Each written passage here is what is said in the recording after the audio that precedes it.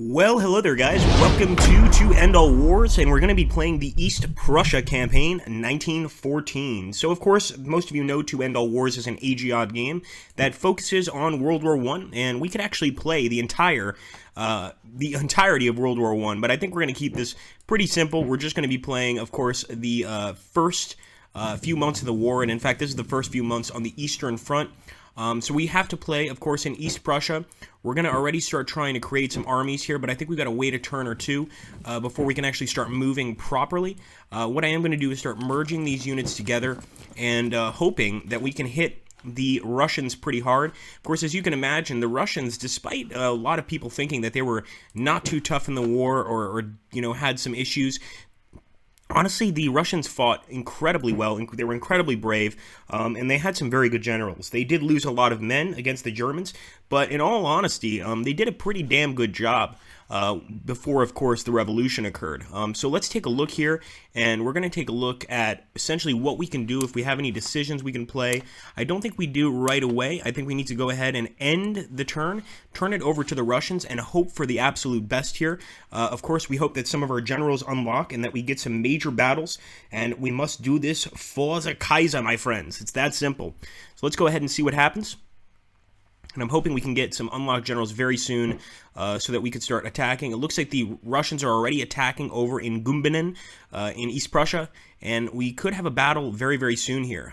They're also attacking in Masudin, and I want to go ahead and get these armies set up if we can. If not, I'm just going to go ahead and try and put up the best defense I can. As you can see, we don't have much in Gumbinen, and we don't have any unlocked generals, except, ooh, what's this? We do seem to have one unlocked general. Let's go ahead and get him out of this group, and that's the 20th Army Corps, led by Friedrich von Schultz. So Friedrich von Schultz there, doing pretty good. We want to see if there's any other unlocks. So far, it looks like we do have these planes. We can unlock them, and the provided command is 28, so we can actually probably get some more units. Let's get an ammo train there, and let's see if we can get any other units here. We might, of course, have to wait a bit, but I want to see if von Schultz can go ahead and do something on his own. It looks like it's going to be pretty tough, though, and actually 50 days to get there seems pretty ridiculous, so I'm actually going to send them up here, and I will try to send these guys on a rail, move by rail, so that they'll get there in 7 days. That seems much better for us. We'll also take these guys, which we have... Oh, no, they're not there anymore. Not good.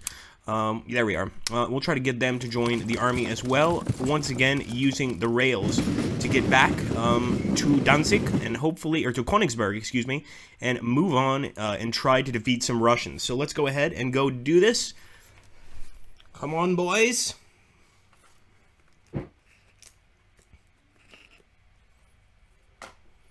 Alright, the Russians may be catching us here, we don't know. I'm just hoping that we can make it over there soon and make this a pretty big army that can at least stand up to some of the Russians. Although, as you can see, they have some massive armies here. When we actually get into some battles, things are going to get even crazier. So here we go, 24-28. We've got this army here led by von Mackensen and, of course, the incredible Paul von Hindenburg. I think if we join von Mackensen with Paul von Hindenburg, we actually have an army that can pretty much do some damage here. We're going to merge another army with them. It's a 29% penalty there, so we may have to drop some guys out. We'll go ahead and take some of these units, try to drop them into von Schultz's army. And let's see, still a 29% penalty. I want to make this a lot better. Drop that out. Maybe drop some infantry divisions, some Landwehr divisions out. 16% penalty is much more realistic. Let's go ahead and merge these guys. 36% penalty for these guys. No, we can't have that. So we're going to have to create a third force here. We also have the guys under the Garde Res Corps. Let's see if we can merge these together. So I'm going to go ahead and get the Danzig Festung, or the Garde Res Corps, as well as the Army Corps. So we'll put them over here. And let's get the Guard Reserve Corps. 436. and I'm going to actually send the Guard Reserve Corps to Tannenberg, the Tannenberg Forest. Many of you know about the Battle of Tannenberg Forest. I'm going to go ahead and do this, and I'm not going on an offensive posture at all. I want to keep things pretty stable, and I also want to move Paul von Hindenburg right over here. Once again, we're going to stay in a defensive mode, and of course, this fellow here, the Reserve Corps led by von Bülow, is going to stay in Königsberg, and in fact, I'm going to have him go into the city and hold out for any Russian attack. So here we go, guys.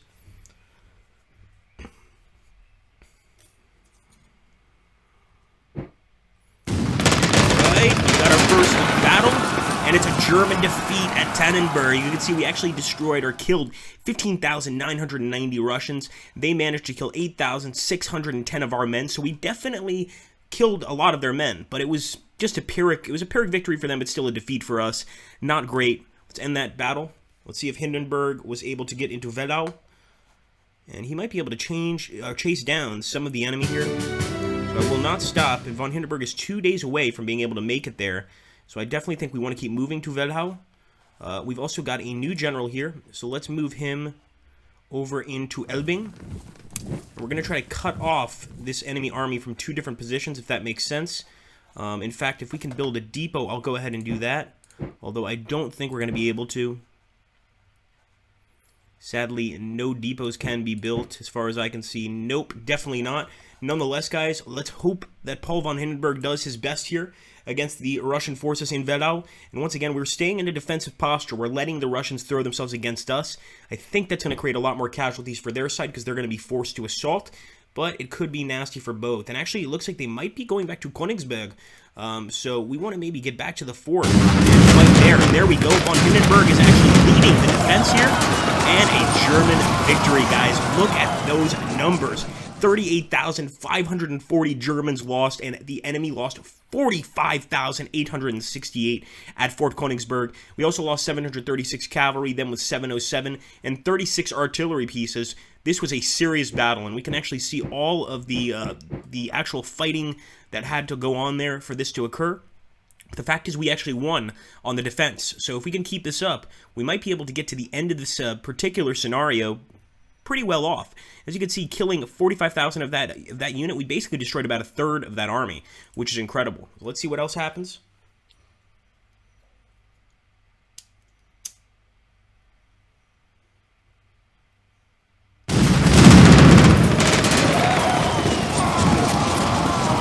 So at Elbing, the Russians actually did the right thing. They kept moving forward, so we weren't able to trap them exactly, and they did get von Katten. Of course, now we've got some Russians over here that are causing us quite a problem, but I'm actually going to go ahead and just move into Tannenberg, cut off the Russians once again. I'll actually go into an offensive posture, but I'll make it very clear that our men can retreat whenever they feel like it, and I'm going to take Paul von Hindenburg and move back to Königsberg, once again in a defensive posture. Our men have definitely taken a hit here, but I feel like they could probably continue putting up a pretty good fight. Let's end the turn.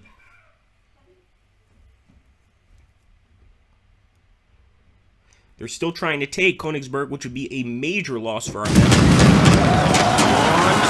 another German victory with Hindenburg, guys. This time, pretty even losses on both sides. 21,000 on our side, 17,000, we'll call it 18,000 on the enemy side. And Pavel Rennenkampf is going to have a tough time breaking through. How can this guy be called Rennenkampf and be fighting for the Russians? I don't understand. Well, history is very strange. We are still sending Hindenburg back to this area. Of course, it looks like the Reserve Corps has not reached this area yet, but I'm actually, instead of going to Elbing, I'm going to send the Reserve Corps also to Fort Königsberg, try and break this siege.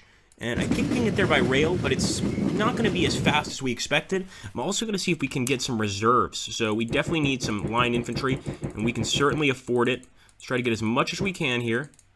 And it looks like that's going to be all that our country can give to us. Just imagine being a German at during this war, the horrendous losses, reading about them in the paper every single day.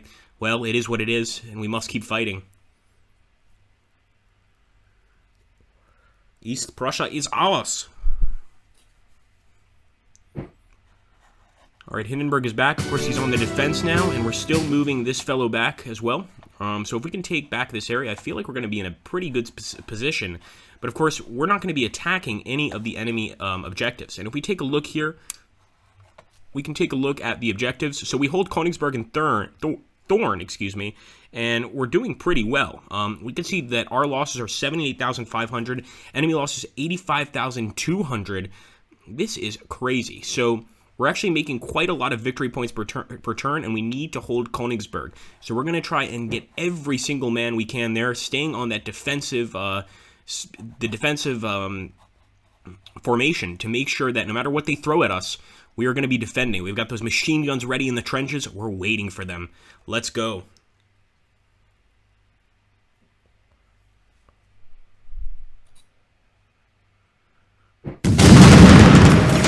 Another glorious German victory. This time the enemy taking double our losses with 11,121, and that 105,000 is dropping quickly. Not to mention now with Paul von Hindenburg and the rest of our reserve corps here and the rest of our army here, we actually have 199,000 Germans ready to defend the beautiful city of Königsberg in East Prussia. And another battle, a beautiful victory at Fort Königsberg. Very, very even, but these losses are magnificently huge. And at this point, we're really working down the Russian forces. We might be able to actually kick them out here pretty soon. And it looks like they have retreated, guys. This is a good day for Germany.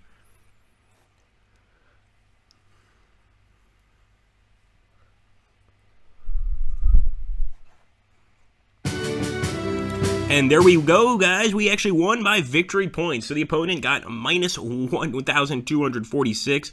And if we take a look at the total losses at the end of this scenario, and remember, this was only a month-long scenario.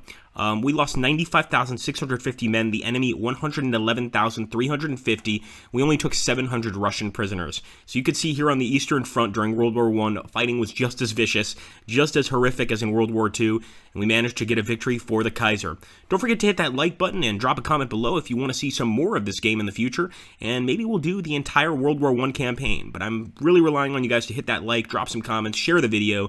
Let's see how well it does. Thanks for watching, guys. Take care, and have a glorious day in the name of the Kaiser.